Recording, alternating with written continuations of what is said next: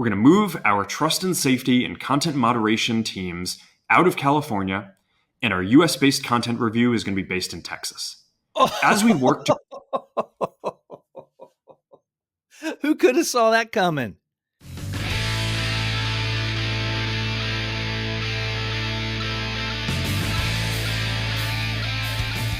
Hello again, everyone, and welcome in to the 30-minute mark, wherever you are. Thank you for making us part of your day. I'm your host, Mark Kelley from KelleyDefense.com. We are going to talk about some freedom of speech stuff and the Zuckerberg statement that he put out yesterday. Today is January 8th. Hope everybody's having a great week. We're going to talk about that. We're going to talk about our thoughts on it. I have not watched this yet, so this is going to be a fresh reaction. Was diving into the media with some information that was coming out about Facebook and how he was putting some new members on the board, one of those being Dana White. I hope that comes to be true. Can't always trust everything. We talked about that in the last episode with Rick on the Range podcast with Warhog Tactical and Kelley Defense. Be sure to swing by KelleyDefense.com, warhog.com, and as well as the brand new, if you don't go anywhere, go to this one spot, ontherangepodcast.com. Check out the crew membership and the shop. We got some brand new swag. It just launched with the website. Go check it out. It's a lot of fun. And make sure you sign up for the newsletters on all those websites and the email list. We don't inundate you with a bunch of stuff. So we're going to talk about this. Mark Zuckerberg, you know, the stuff with the board and maybe Dana White being on there and some other things, his meeting with Trump pretty quickly after he had won the election, you know, was a positive sign. We'll see what he has to say. You know, not super fans with how Facebook has handled things over this last 4 years, 5-6 years, actually. And we'll see exactly what he says. And I'm going to keep an open mind because I really, really want this to be a good outcome all across the board, because it should be. This is an opportunity for everybody to have a good outcome with President-elect Trump taking office just here in a few days. Jump on board. I know the business side of this stuff is going to be good. I know the energy and the money that folks are spending on their daily expenses is going to come down. It just is. It just is. Everybody wants to play ball, and I hope that continues. So let's go ahead and let's fire this up and see what our media mogul friend has to say. It looks like he's got, for those who are viewing, looks like he's got a new look going on. I noticed this. He's got a little chain thing. Maybe I did put a chain on my t-shirts and maybe up my game a little bit. I don't know. Leave in the comments to let me know what you think. Make sure you like and subscribe as well. But let's hear what Mr. Zuckerberg has to say. Hey, everyone. I want to talk about something important today because it's time to get back to our roots around free expression on Facebook and Instagram. I started building social media to give people a voice. I gave a speech at Georgetown 5 years ago about the importance of protecting free expression, and I still believe this today. But a lot has happened over the last several years. There's been widespread debate about potential harms from online content. Governments and legacy media have pushed to censor more and more. He's not wrong about that. I would have liked for him to maybe start with an apology of how he acted, taking accountability for what he's done that he feels is wrong.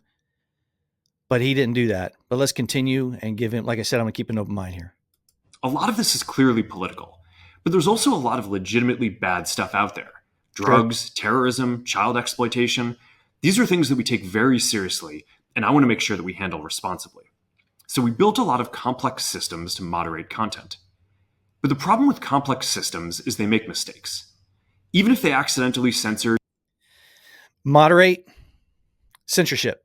That's what he's saying. It's not moderate. You flat out censored it. And he didn't say it was all negative content. He just said content. Just 1% of posts. That's millions of people. And we've reached a point where it's just too many mistakes and too much censorship. The recent elections also feel like a cultural tipping point towards once again prioritizing speech. Speech has always been a priority, but he's right. He's right. He's basically saying here, in my opinion, that the overwhelming amount of people, popular vote as well, who voted for Donald Trump because of issues just like this, he's absolutely right. I think at some point, many of these media companies, not only were they being pressured by the government, I hope he addresses that more directly, but he thought he was on the right side of things. Many people did. And then they realized that they weren't even close. So we're going to get back to our roots and focus on reducing mistakes, simplifying our policies, and restoring free expression on our platforms. We'll see. More specifically, here's what we're going to do. First, we're going to get rid of fact checkers and replace them with community notes similar to X. Thank goodness. Thank goodness, fact checkers. I don't even know what the heck that means. Starting in the US. After Trump first got elected in 2016, the legacy media wrote nonstop about how misinformation was a threat to democracy. Yes, they did. And you know what? They were right, but they had the wrong people they were talking about. Censorship. Facebook was censoring legit doctors. They wouldn't remember that panel of doctors that were saying, "Hey, look, let's pump the brake on this. We're experts in this field. I don't know what this Fauci cat's talking about, but we're experts in this field too, and we're relevant because we are treating for disease, infectious diseases." And they had something completely different. They at least could have added to the conversation, and they were censoring them. So you're right; it was a danger. Misinformation was a danger, and the misinformation was that we weren't allowing all the information in. Let's continue. We tried in good faith to address those concerns without becoming the arbiters of truth. But the fact checkers. But that's what you were doing. You were saying you were the arbiters of truth. You were saying what you're putting out is truthful. Everything else is wrong. That's what you were, the arbiter of truth, no matter who was telling you to do it. Have just been too politically biased and have destroyed more trust than they've created, especially in the US. So over the next couple of months, we're going to phase in a more comprehensive community notes system. Second, we're going to simplify our content policies and get rid of a bunch of restrictions on topics like immigration and gender that are just out of touch with mainstream discourse. Thank goodness. I like what he did there. I got to admit. He said it was too political in these fact checkers, but we're going to get rid of all this gender stuff. That's what he's saying. I don't know what's going to happen, but he's right. People are tired of it. People are tired of hearing that culture stuff, probably more so than political stuff, that they can make their decisions. They proved that this election. They can make their own decisions on that. But you're starting to say people are horrible people for having a different opinion on gender dysphoria. What started as a movement to be more inclusive has increasingly been used to shut down opinions and shut out people with different ideas, and it's gone too far. So I want to make sure that people can share their beliefs and experiences on our platforms. Third, we're changing how we enforce our policies to reduce the mistakes that account for the vast majority of censorship on our platforms. We used to have filters that scanned for any policy violation. Now, we're going to focus those filters on tackling illegal and high-severity violations. Okay, they should have always been doing that, but okay. All right. Yeah, just because you don't like what someone says about taking the jab or not, let's not focus on that even close to amount of the times that we're focusing on illegal activity. And for lower severity violations, we're going to rely on someone reporting an issue before we take action. The problem is that the filters make mistakes, and they take down a lot of content that they shouldn't. So by dialing them back, we're going to dramatically reduce the amount of censorship on our platforms. We're also going to tune our content filters to require much higher confidence before taking down content. The reality is that this is a trade-off. It means we're going to catch less bad stuff, but we'll also reduce the number of innocent people's posts and accounts that we accidentally take down. Yeah, he's right on that. That's a byproduct of a lot of things that we've talked about when it comes to someone innocent being wrongfully accused and prosecuted. That's a trade-off. We would much rather see somebody, and in law enforcement too, they would much rather have the right person than put away or send someone to jail who's an innocent person. They'd much rather bad guys walk free than having an innocent person pay for the price for something they didn't do. That's a trade-off. It's going to happen. And I agree with it. We can't do something to someone who doesn't deserve it That's much more important to make sure that that doesn't happen. And if some bad actors don't get picked up. Fourth, we're bringing back civic content. For a while, the community asked to see less politics because it was making people stressed. So we stopped recommending these posts. But it feels like we're in a new era now. Do you think they wanted to see less content because it wasn't the stuff that they were agreeing with? I don't know. Let's continue. And we're starting to get feedback that people want to see this content again. So we're going to start phasing this back into Facebook, Instagram, and Threads while working to keep the communities friendly and positive. Fifth, we're going to move our trust and safety and content moderation teams out of California, and our US-based content review is going to be based in Texas. As we work to... Who could have saw that coming? I wonder why they would do that. I got an idea. Promote free expression, I think that it will help us build trust to do this work in places where there is less concern about the bias of our teams. Finally, you know what he just said there? In a nice way to the folks who are currently working there in California. We can't find non-biased people here in California. We're going to move to Texas. Oh man. You know what? It's probably just a realization that I cannot find enough people that are unbiased to do these policy jobs here in California. I just can't do it. So it's not that he necessarily would want to do it.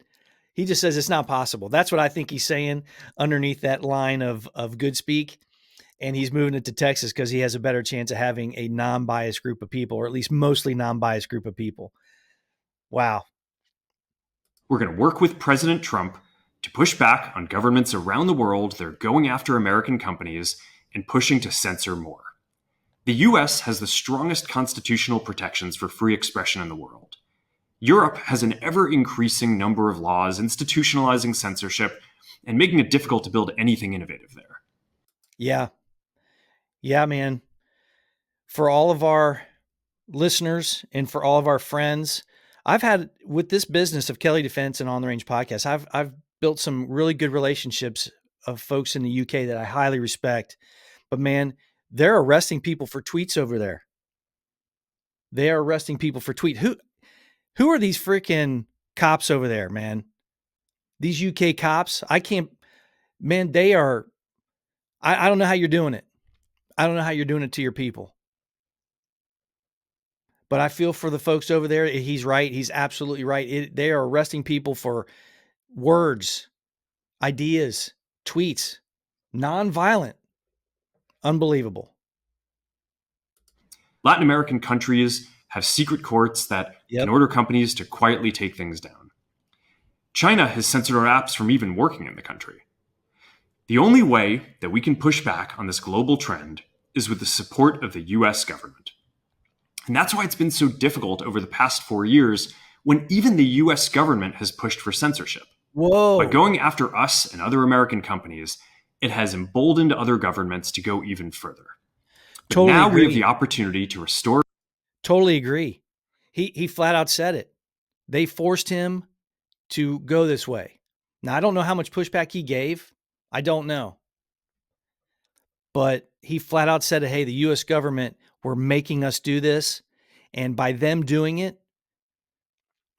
it is emboldening and making other countries feel that they can do it to their people as well. He's right. The United States is trend setting, and it has been for decades, years and years, hundreds of years of our existence. People look to us to see what we're doing. And when they saw that they were doing it to our U.S.-based companies, they felt that they can do it, and they ran with it. I think he's right. It is the way it is. Hopefully, this can trend the other way. They saw what we did here. Look at Canada. They're getting rid of Trudeau. And that didn't take very long at all. For free expression, and I am excited to take it. It'll take time to get this right, and these are complex systems, they're never going to be perfect. There's also a lot of illegal stuff that we still need to work very hard to remove. But the bottom line is that after years of having our content moderation work focus primarily on removing content, it is time to focus on reducing mistakes, simplifying our systems, and getting back to our roots about giving people voice. I'm looking forward to this next chapter. Stay good out there, and more to come soon. Hey. Let me know what you think. Let me know what you think in the comments. Do I think he said a lot of right things? Yes. Do I necessarily believe all of it? Nope. However, I think the chances of what he's saying to partially or mostly come true to what he's going to do compared to what it would have, my opinion would have been a couple years ago, it's a lot greater chance in my mind that some of these things are going to happen, if not most of them. His attitude definitely changed. He's got his hair and he doesn't look so much like a goober anymore. He's got it all down. He's got his t-shirt with his chain out. Looks like he's been doing some exercises and some jiu-jitsu. He's got his frame built out a little bit. Maybe he's had a change of heart. I don't know. But hey, look, the freedom of speech should always be at the forefront. Going back to our roots, why even deviate from them? That I think this last few years has been a good example of what can happen and how quickly it can happen if you don't have that in your mind all the time. You never give these things up, ever. So I like what he's saying here. I think it is telling that he is not afraid now. We'll see what happens if a new administration gets in here at some point, but he's not afraid now to say, hey man, the government was putting the screws to us. They were. I wish he'd have said that in some of those hearings he was in. I wish he would say, hey, I did that because of you, Senator. I wish he'd have said something like that. But they're afraid. Look, that's a big company. And if he's not 100% evil, I don't know the guy. But I know that I would have a hard time deviating from those principles. I don't know if I would. I probably wouldn't have survived that if I had a media company like that. But, you do have responsibility to your employees and stuff like that. I don't know. I'm sure it wasn't easy to navigate, but maybe he was totally in for it. I have no idea. And I don't know if this is just him riding the waves of who's ever in there, but we're going to find out. But I do like the changes. It's I think one of the most telling things in there was the fact that, hey, look, I can't have my moderation. I don't even like the word moderation. I hate that he even used that, but I can't have my policy team in California to make sure that I have a most non-biased group of folks and move them to Texas. If he moves them to Austin, I think that's a left-wing place. I don't know. Leave in the comments and let me know. I think that's kind of turning left wing, but I don't know. I just want some non-biased policies in there. You got to have some. I totally get it. There are some illegal things that need to be looked at. But for the most part, you need to open up the content. So we'll see. Because, Rick and I have experienced the fact that there's almost zero growth on some of these platforms, almost zero. And we're doing the exact same things that other people who are flourishing. Don't know what it was, but someone flipped some kind of toggle. We'll see what happens. And here's another thing too. Facebook and Instagram to Rick and I was absolutely useless. Absolutely useless.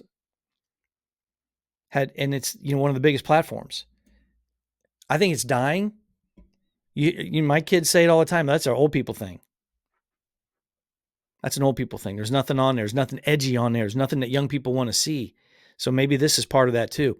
Regardless, I like to speak. I like to talk. I like for him pointing out that the fact that the UK and these European countries have swung way to the left on this. Not only making it impossible for these platforms and these other companies to operate, but they're locking up their people for tweets. Come on, man. So anyway, let me know what you think about this. Let me know what you think about Zuck's new look and what he was, but more importantly, what he was saying, and tell me if you buy it. I'm going to digest it. I'm going to keep an eye out and see what happens.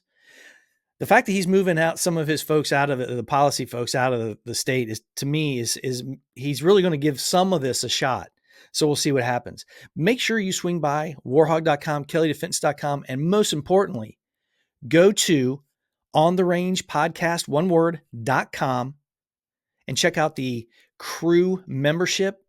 You click that button, you can sign up for free, try it for free for 14 days, all access package, and join in on the next Zoom call that we have coming up with the crew member group. If you're a crew member and you just hit that red button and signed up for the crew, stay tuned. The show continues over on the crew members page with bonus content. Also, this will be released early access for the crew members. Everyone, be safe. Have a great rest of your week, and we'll see you on the range.